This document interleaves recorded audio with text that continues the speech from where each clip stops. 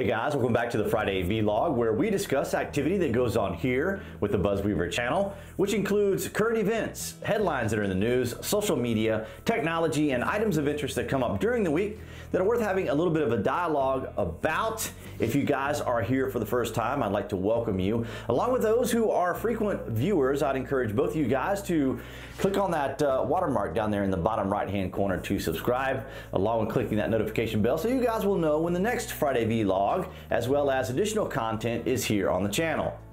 In gaming news this week, I've had a chance to play some Civilization 6 Gathering Storm, and I've included a link up here in the top right-hand corner for you guys to check out the first 2 episodes that have been released already. You guys can check those out. I've had a pretty good time playing it, and I'm looking forward to continuing along in the game. I think the development team has made some really cool changes to the game, and I'm looking forward to continuing playing it. And as far as Battlefield 5, we are continuing. We finally got the unlocks, many of us, for the latest tank that has been released. It was kind of a bit of a pain to get through it, but we survived it. And tomorrow we'll be getting some new additions to the game in the new front lines, which will have Panzer Storm at night. So that's going to be kind of cool. But nonetheless, I'll be looking forward to all of that starting on Thursday. Jussie Smollett, actor on the hit series Empire, may be looking at criminal charges for filing a false report. If you aren't familiar with the story, on January the 29th, late evening, early morning, he arrived in Chicago, landed, went to his apartment, was looking for something to eat, didn't find anything there he wanted, so he went to a local restaurant, a Subway sandwich shop, where he ate, and then as he was leaving, he said he was approached by 2 masked men who assaulted him. He says that the 2 assailants said Empire, homophobic slur, Empire, racial slur. They hit him, he hit them back, and then during the melee, there was a noose placed around his neck. Now, it would seem that the assailants then took off, and then he went to his manager's apartment. And it just so happens that he says that he was speaking to his manager on the phone during the assault. Now, as someone who's worked in criminal law with a private firm and worked in criminal law with the state, I can tell you that these types of stories with celebrities or high-profile people are not too unusual. However, there were some interesting components to his outline, because later on, after speaking to police, he also mentioned that the assailants said, "This is MAGA country." Now, at this point, people are kind of putting 2 and 2 together, because we do live in a very identitarian culture war where these types of things are just, always manifested on social media, and we've talked about these, particularly when we look at the Covington case.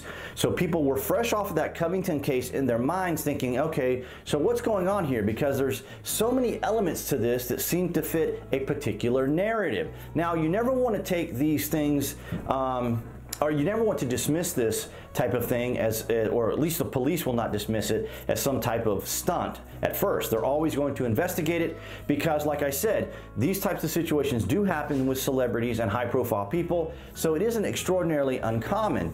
But as things started to develop and unfold, for example, when the police wanted his phone records, now, it's understandable if he doesn't want to give up his phone records because under the 4th Amendment of the Constitution, we have protection from search and seizures and government going through your personal property. So I could imagine that he would only want a particular snippet of his phone records revealed to them. So he did give them the phone records, which were heavily redacted, which means, if you're not familiar with that term, means that a lot of it was marked out to where the police really couldn't get any information from it. Now, fast forward to this recording, and we've come to discover that it is unfortunately a hoax, it would appear. It seems as though Mr. Smollett had hired 2 brothers who were personal trainers, individuals that he is acquainted with. One of them apparently was, or had appeared on the show perhaps as an extra, and nonetheless it appears that all this has been orchestrated. Now, if you want to know more of the details, more of the unfolding of the story, I'm going to leave a link down there in the published section for you. But what I wanted to gravitate towards and what I wanted to talk about was the fact that, like the Covington kids, this became a social media burst. And I'm going to try to paraphrase something that I saw from a Tim Pool report, where he said that, for example, some of these individuals who were coming to his defense and suggesting that, oh, look, here's another situation involving you know, a gay person, and then a racial component, and a lynching component, and a MAGA country, a Trumpism that was introduced. So you have, like I said, all these components kind of coming together to form a rather curious, interesting narrative. But nonetheless, so what this kind of article, this paragraph in this article was saying is, we really need this story to be true. We really need this to be true, or it could dismantle the arrangement and narrative that we have designed within our particular cultural war. Now, that's kind of paraphrasing what this particular article was saying, which is frightening, because it would appear that this could encourage this type of activity. Now, we don't entirely know what Jussie's particular motives were, you know, what particular emotional, psychological condition the man was in.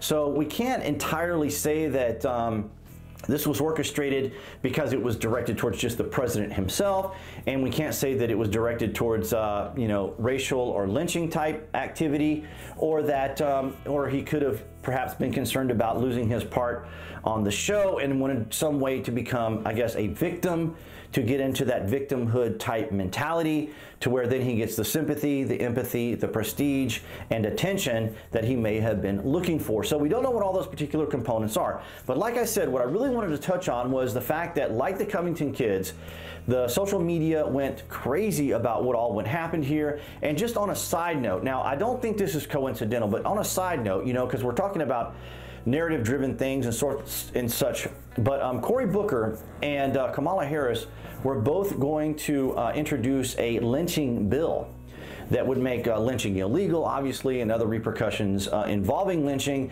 Now, it doesn't necessarily mean they correlate together, but again, we have seen, for example, both Cory Booker and Kamala Harris. We saw what they tried to do to Brett Kavanaugh during the confirmation hearing.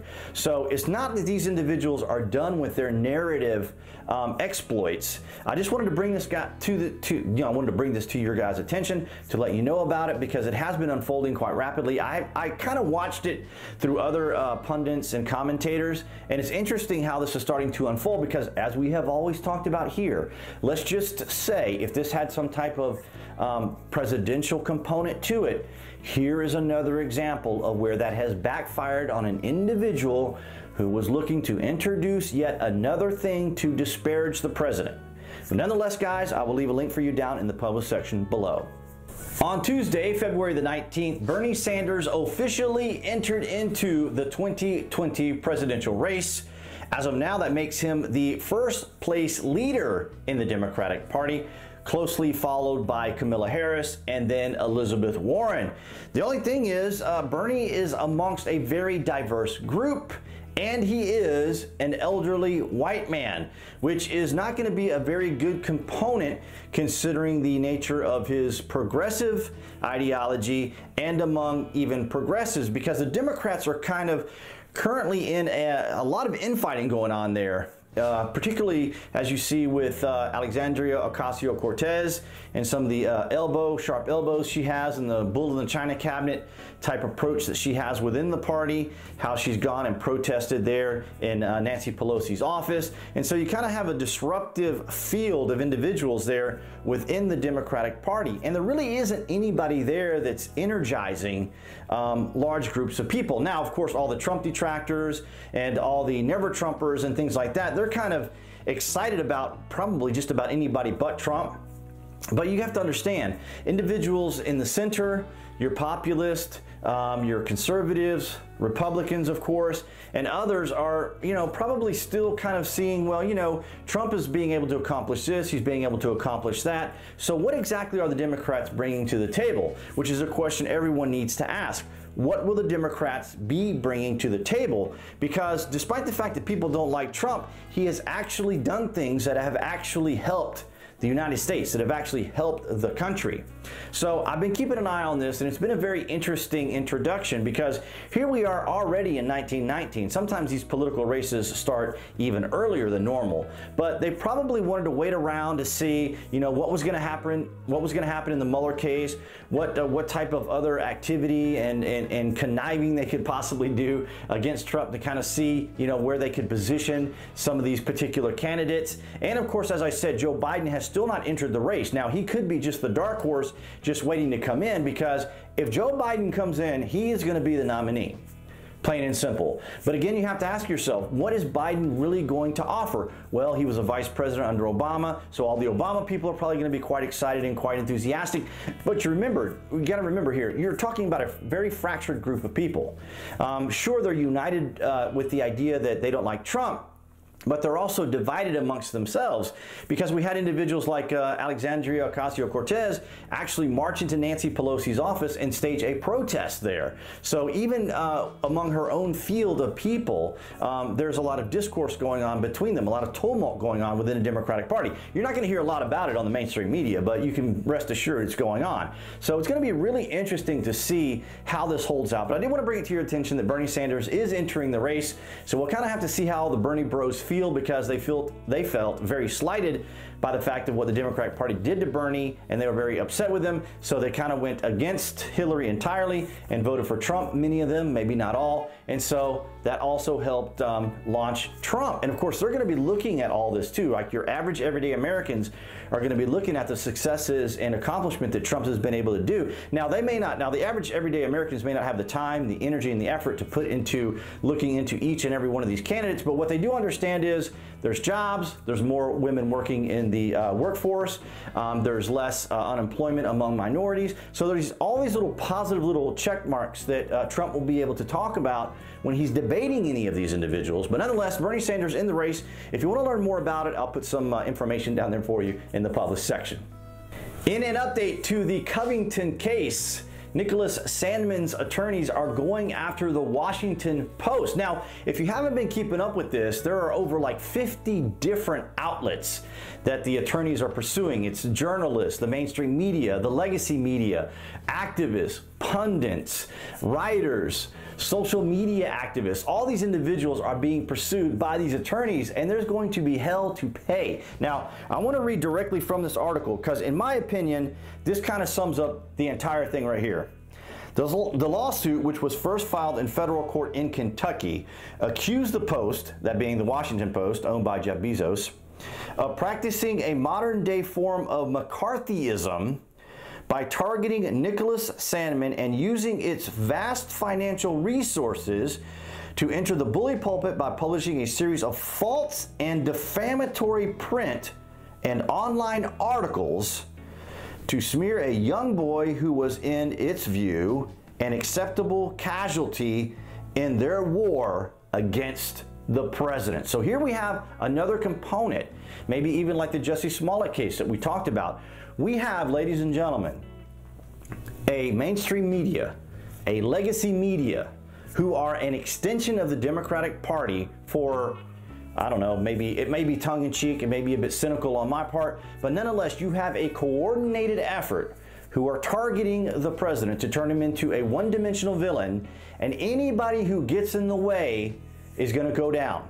Anyone who tries to side with Trump, who is involved with Trump, who wants to participate with Trump, who has anything to do with Trump, they want to take them down. As a matter of fact, I remember Joe Behar say they were willing to do anything, whatever it required them to do, they were going to try to do to take down President Trump. So here's an example. Here now, the Covington case is moving forward, and we're seeing more of this. Now, people have made some detractions, others haven't, so they've been served. And so we're going to continue to see this unfold. Now, just like we talked about with Jussie Smollett, you know, how is all this going to unfold among the American people? What are the American people saying? Now, it's one thing for me in social media to talk about these issues and point this way and point that way and point the other, but what are the average everyday American people thinking about this? What do these social elitists, these activists, these special interests, what do you think they're hoping to accomplish by constantly attacking the president, constantly going after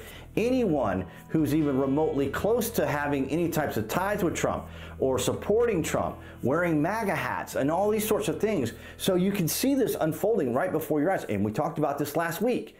When you are fomenting hate, when you are fomenting negativity, you're gonna reap what you sow. And so we're starting to see this unfold. And I'm happy that these attorneys are going after these. I mean, Sandman is gonna clean house. This kid is gonna be a very wealthy individual for that smear that he had to go through, for that defamation that he had to go through. So we're going to keep an eye on this as it continues to unfold, but I did want to let you guys know about it and update on you. I will leave an article down in the post section below. I encourage you guys to check that out.